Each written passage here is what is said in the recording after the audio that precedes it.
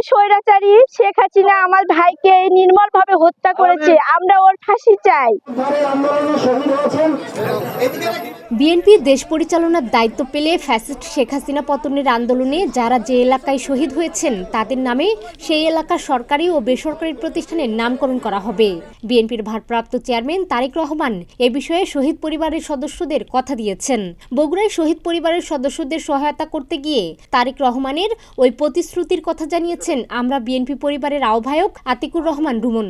আমরা বিএনপি পরিবার সংগঠনটি গঠিত হয়েছে। এ বিষয়ে আতিকুর রহমান রুমন বলেন, তারেক রহমান আমরা বিএনপি পরিবারের প্রধান পৃষ্ঠপোষক। মূলত তার নির্দেশনাতেই 2010 সাল থেকে আমরা বিএনপি পরিবার কাজ করে যাচ্ছে। যারা শহীদ হয়েছেন, যারা গুম হয়েছেন তাদের পরিবারকে বিএনপির ভারপ্রাপ্ত চেয়ারম্যান তারেক রহমান ইতোমধ্যেই কথা দিয়েছেন দেশ পরিচালনার দায়িত্ব পেলে যিনি যে এলাকায় শহীদ হয়েছেন সেসব এলাকায় সরকারি ও বেসরকারি প্রতিষ্ঠান রয়েছে সেগুলোর নামকরণ শহীদদের নামেই করা হবে। যারা শহীদ হয়েছে তাদের যে এলাকায় শহীদ হয়েছে সেই এলাকায় যেসব প্রতিষ্ঠানগুলো আছে, এসব প্রতিষ্ঠান সরকারি হোক বেসরকারি হোক বা নতুন করা হোক, এগুলো তাদের নামে ইনশাল্লাহ করা হবে। আমরা ইনশাল্লাহ তখন আমাদের কার্যক্রম আরো পূর্ণদমে চলবে ইনশাআল্লাহ। আগামীতে বিএনপি দেশ পরিচালনার দায়িত্ব পেলে এ ধরনের সহায়তামূলক কার্যক্রমের পরিধি আরো বাড়ানোর কথা জানান আতিকুর রহমান রুমন।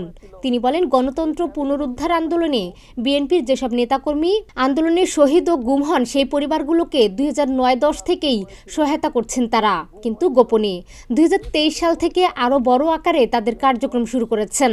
এই ফ্যামিলিগুলোকে আমরা কিন্তু 2009-10 থেকে আমরা হেল্প শুরু করছি। এটা কিন্তু নীরবে নিভৃতে।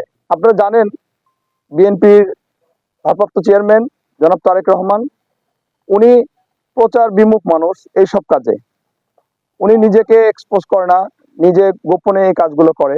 সম্প্রতি আমরা বিএনপির পরিবারের পক্ষ থেকে আন্দোলনের শহীদ পরিবারগুলোকে উপহার দেয়া হয়েছে।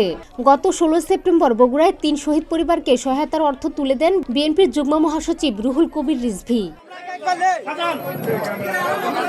আর আন্দোলনে প্রাণ বিসর্জন দেওয়া পরিবারের পাশে দাঁড়ানোর জন্য শহীদের স্বজনরা আমরা বিএনপির পরিবারের প্রতি কৃতজ্ঞতা প্রকাশ করেছেন। বৈষম্য বিরোধী ছাত্র আন্দোলনে ভাই আমার যোগদান করে, এইরকম করে ভাই আমার মিছিল করছে এক দফা শেখ হাসিনার পদত্যাগ। যখন শেখ হাসিনা পদত্যাগ করে 5 আগস্ট, তখন ভাই আমার মানে আনন্দেই উসাল্লায় ওখানে যায়, রাবার ব্রিজের কাছাকাছি। ওখানে যাওয়ার সাথে হাসিনা যখন পদত্যাগ করে ঠিক সে সময়ে পুলিশের গুলিতে আমার ভাই 2টা গুলি খেয়ে মাথায় গুলি লাগার সাথে ভাই আমার ওখানে পড়ে যায়, মারা যায়।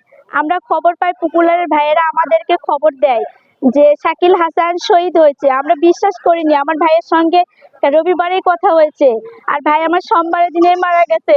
আমরা এ কথা বুঝতেই পারিনি যে কিভাবে ভাই আমার এভাবে আমাদের ছেড়ে চলে গেল।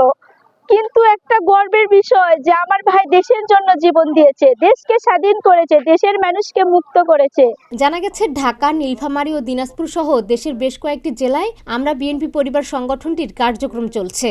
গণতন্ত্র পুনরুদ্ধার আন্দোলনে ডেস্ক রিপোর্ট, প্রতিদিনের বাংলাদেশ।